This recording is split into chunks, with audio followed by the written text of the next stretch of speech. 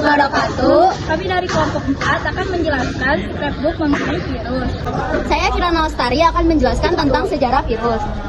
Penemu pertama adalah Adolf Meyer pada tahun 1883. Dan yang penemu kedua yaitu Dmitri Ivanovsky pada tahun 1892. Dan yang penemu ketiga yaitu Martinus B. Jendrik pada tahun 1897. Penemu keempat, Wendell Stanley pada tahun 1935. Penemu kelima, Louis Pasteur dan Robert Koch pada tahun 1880. Saya Sultan akan menjelaskan pengertian dan ciri-ciri virus. Pengertian virus. Kalau kata virus berasal dari bahasa Latin yakni kunon yang berarti racun. Virus adalah metazoarisme, peralihan dari benda mati dan virus. Ciri-ciri virus satu, peralihan antara organisme dan benda mati. Sifat hidup dapat memperbanyak di dalam tubuh makhluk hidup yang memiliki asam nukleik berasal berupa DNA atau RNA. Sifat berapa maju. 2. Ukuran. Mikroskop sangat kecil. Sangat kecil 20 sampai 300 mm dan 150 mm tambah mm nanometer. Bisa lihat menggunakan mikroskop elektron beberapa kali dalam kehidupan. Daur listrik, daur 4 kosmopol. Saya sendiri akan menjelaskan tentang struktur virus.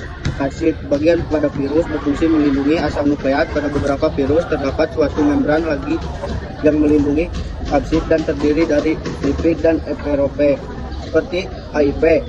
Virus yang tidak memiliki membran ini disebut virus telanjang atau adenovirus. Kapsid virus tersusun oleh 1 glikoprotein, 2 lapisan lemak ganda, 3 protein inti, asam nukleat, makromolekul, biokimia yang kompleks berbobot molekul tinggi tersusun atas rantai nukleotida yang mengandung informasi genetik. Asam nukleat yang paling umum, asam deoksiribonukleat atau DNA dan asam ribonukleat atau RNA. Asam nukleat ditemukan pada semua sel hidup serta pada virus. 1. DNA, Viridae, Herpesviridae, Adenoviridae. 2. RNA, Coronaviridae, Reteraviridae, Paramyxoviridae. C. Ekor. 1. Hubung ekor. Untuk membuat daur menyalurkan asam nukleat dari kapsid ke dalam inang. 2. Rabut ekor untuk meletakkan diri ke sel inang yang akan diinfeksi. Saya Sepiola akan menjelaskan klasifikasi dan cara hidup virus. Di sini ada klasifikasi. Dasar klasifikasi: A. Jenis asam nukleat, B. Morfologi, C. Sifat kimia dan fisika, D. Kandungan enzim, E. Sifat imunologis, F. Jenis sel inang, G. Cara penularan, H. Simptomatologi atau penyakit. Di sini ada ICTV atau International Committee on Taxonomy of Virus, Family Viridae, genus virus, spesies atau virus. Di sini ada contoh pengklasifikasian, yaitu virus DNA, Bacteriophage, herpes virus, varicella, virus RNA, coronavirus, rhabdovirus, Ebola virus. Ebola yaitu menyerang manusia, Bacteriophage yaitu menyerang bakteri. Di sini ada cara hidup virus. Di sini ada siklus litik, yaitu 1. Tahap adorsi, tahap penempelan virus ke reseptor inang. 2.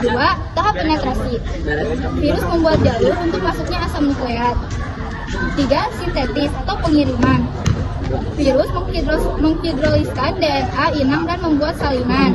4. Pematangan, yaitu penyusunan salinan virus baru. Yang kelima, lisis atau pelepasan, yaitu virus keluar dari sel inangnya.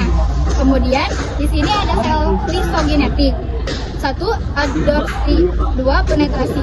Jika sel inang melemah, maka akan berlanjut ke siklus litik. Apabila tidak berlanjut ke tahap berikutnya.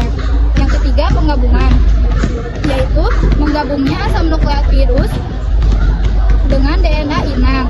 4. keempat, pembelahan sel, yaitu penduplikasian DNA sel inang yang membawa DNA atau RNA dari virus. Yang kelima, pemisahan, yaitu pemisahan asam nukleat virus dari DNA inang. Cira akan menjelaskan tentang peranan menguntungkan virus dan cocok vaksin. Di sini ada peranan menguntungkan yang A. Membuat vaksin. Patogen di dalam vaksin yang sudah dilemahkan membuatnya tidak berbahaya lagi ketika menyerang manusia. Lalu pemberian vaksin akan membuat tubuh menghasilkan antibodi terhadap patogen yang tubuh berserang. Sehingga ketika bakteri tersebut benar-benar muncul dan hendak menyerang, tubuh sudah memiliki benteng kekebalan terhadap patogen. Lalu di sini ada contoh vaksinnya. Satu, vaksin MMR atau measles, mumps, dan rubella, mencegah penyakit terjangkit rombongan campak tangan.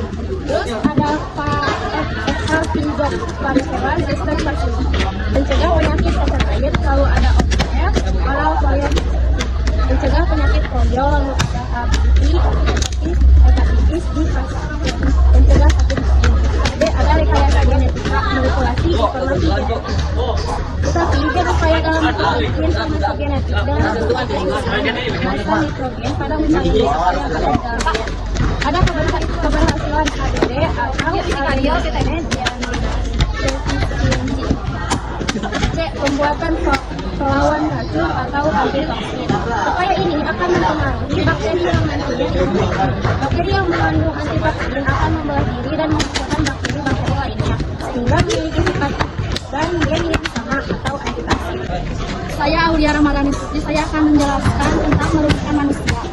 1. Gondongan yang disebut darah mikovirus. 2. Herpes yang disebut HSU-1. 3. Cacar variola yang disebut ortovirus. 4. Hepatitis yang disebut hepanavirus.